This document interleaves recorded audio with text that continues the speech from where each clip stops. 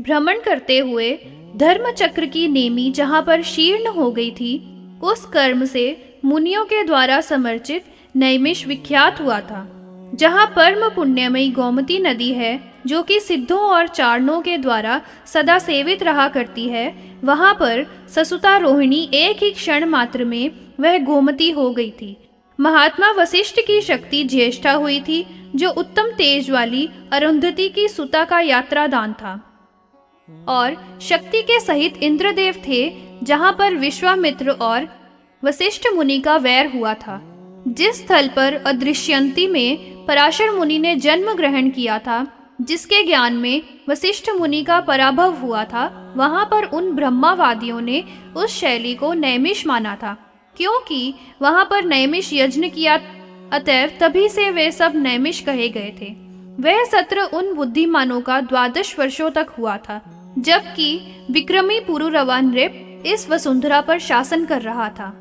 18 समुद्र के दीपों का अशन करते हुए भी पुरुरवा लोभ से रत्नों से संतुष्ट न हुआ था, ऐसा हमने सुना है।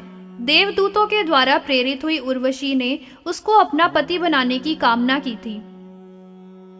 उर्वशी के साथ संगत होकर उसने उस सत्र का आहरण किया था। उस नरपति के होने पर नैमिषियों ने सत्र किया था।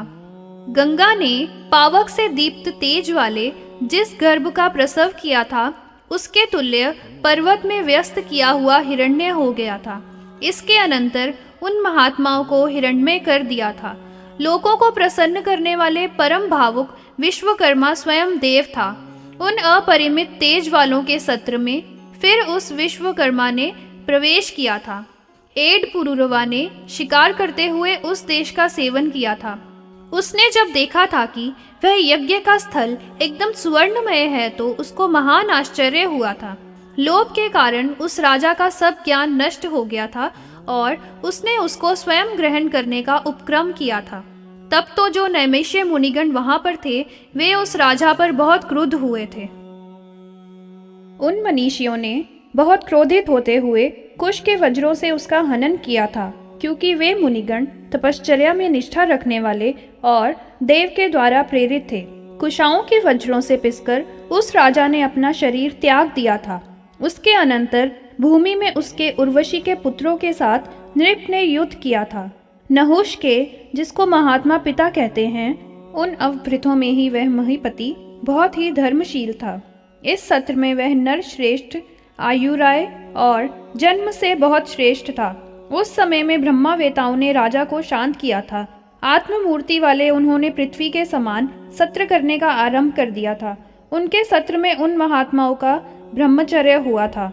विश्व के सृजन की इच्छा करने वाले का प्राचीन काल में विश्व के सृष्टाओं की भांति वैखानस, प्रियसखा, बालखिल्य, मरीचियों, अज और मुनिगण, पितृगण, देव, अप्सरा, सिद्ध, गंधर्व, उरक और चारण के साथ वह सूर्य तथा वैश्वानर के समान प्रभा वाला हुआ था।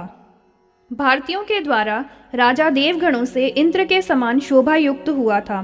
शस्त्रों, स्तोत्रों और ग्रहों से देवगणों का तथा पितृ कर्मों से पितृगणों का और गंधर्व आदि का जाति के अनुसार विधि पूर्वक किया करते थे। उसने आराधना में और फिर अन्य कर्मों में स्मरण किया था। गंधर्वगण सामवेद के मंत्रों का गान कर रहे थे। परम शुभ और विचित्र अक्षरों और पदों से युक्त वाणी का उच्चारण कर रहे थे, जो परम शुभ थी। वहां पर विद्वान लोग परस्पर में मंत्रों का जाप करते थे। प्रतिवादी गण वितंडाबाद के वचनों के द्वारा निहनन कर रहे थे। ऋषिगण और शब्दार्थ तथा न्याय के ज्ञाता वहां पर थे। वहां पर कुछ भी हारित नहीं था और ब्रह्म राक्षसों ने प्रवेश किया था। दैत्यगण यज्ञ के हरण करने वाले नहीं थे और वाजमुख अस्त्र आदि थे। प्रायश्चित और दरिद्रता वहां पर नहीं थे। शक्ति, प्रजा और क्रिया के योगों से आशीषों में विधि अनुष्ठित की गई थी। इस रीति से वह यज्ञ मनीषियों का 12 वर्ष पर्यंत वृद्धि युक्त हुआ था। ऋषियों का, जो कि नैमिष्य थे, वह सत्र इंद्र के समान हुआ था।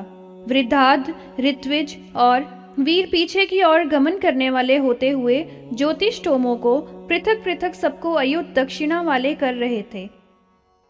जहाँ पर यज्ञ समाप्त हुआ था वहाँ पर महान आदि भगवान वासुदेव से, जो कि अमित आत्मा वाले थे, पूछा था कि आपने मुझ ब्राह्मण को प्रेरित किया था कि अपने वंश के लिए यह करो। और उन प्रभु ने उनसे कहा था, शिष्यवशी देव स्वयंभुव है जो प्रत्यक्ष रूप से देखने वाला है और अणिमा आदि 8 सूक्ष्म अंगों से समन्वित रहते हैं, जो कि तिर्यग्वात आदि वर्षों से समस्त लोकों का भरण किया करते हैं। 7 स्कंद शाखाओं से भृत थे और विषयों से सर्व तो था, जराजर युक्त थे, जिसके मरुत, सप्त, सप्तक संस्थित महाबल सूत तीनों व्यूहों का सत्र कर रहा था। उपायों के शरीरधारी तेज का यहाँ पर धारण करता है। धारणाओं की प्राणाद्ध 5 वृत्तियां अपनी वृत्तियों से युक्त थी, जिसका शरीरों का धारण को पूर्यमान होता हुआ करता है। आकाश जिसकी योनि है वह द्विगुण है और शब्द तथा स्पर्श समन्वित। शब्द शास्त्र अर्थात व्याकरण के विद्वानों के द्वारा वाचुरणी कही गई है। परम नम्र और मधुर वाणी से सभी मुनिगणों को आनंदित करते हुए ही ऐसा किया था। सुंदर मन वाले जो पुराणों के ज्ञाता थे, उन्होंने पुराणों के समाश्रय के युक्त होकर जो पुराणों के प्रवचन करने में नियत थे, उनसे विभु ने कहा कही थी, हे द्विज श्रेष्ठो, यह सब आख्यान जैसा भी हुआ था, ऋषियों का यह परम सर्वोत्तम लोक तत्व है। प्राचीन काल में ब्रह्मा जी ने उत्तम ज्ञान पुराण कहा था, वह देवताओं से और ऋषियों के सभी प्रकार के पापों का मोचन करने वाला है। अब पूर्ण विस्तार से और आनुपूर्वी अर्थात आरंभ से अंत तक क्रम से मैं अनुक्रम से बतलाऊंगा।